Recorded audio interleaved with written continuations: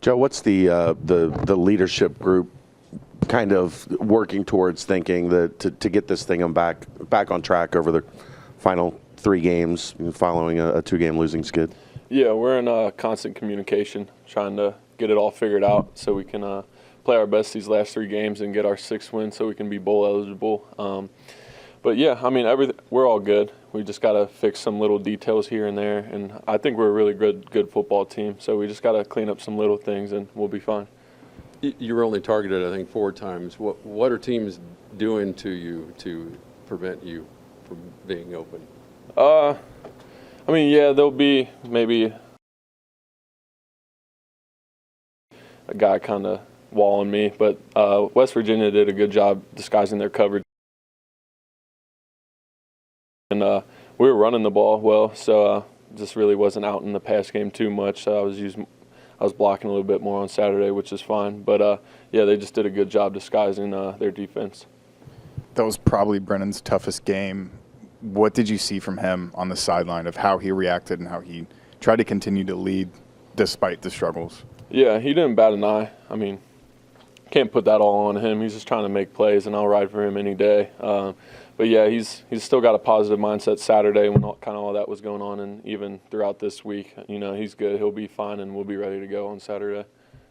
Joe, obviously this team is now 1 win away from the bowl game with the tough final 3-game stretch. Just talk about what it would mean to get this program back to a bowl game.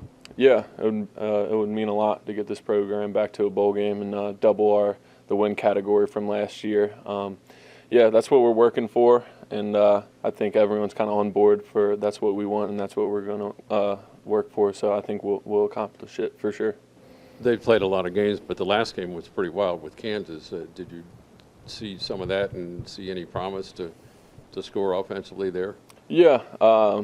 Yeah, I did see some things, and, you know, they play the 3-3-5 is kind of what we play right now, our defense. So we've seen it every day in practice, and talking with Coach Veit and some of the defensive guys, we're trying to come up with some things that, you know, they may be a weak spot at. So I think we'll do well offensively. I think we got a good game plan. Joe, when you look down at the Iowa State defense, obviously they're leading the conference in passes defense. What do you see from this Iowa defense that really stands out? Yeah, they got the start. They have long defensive backs. You know, one of their corners 6'4", another one's like 6'2". They got long arms. They can move well. So they get hands on balls. They got a good front 3. Their D-line's pretty good, so they can get to the quarterback, get some pressures and sacks and things. And their linebackers are good as well. Big dudes. They can run a little bit. So yeah, they got a good defense. In big noisy venues before, and this year with the Bearcats even. Well, how many plays in do you tune all that out, or does that stay with you?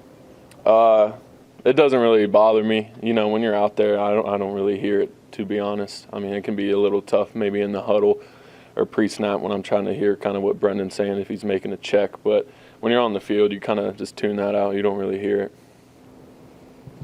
Any questions for Joe? Thank you, sir. Appreciate you guys.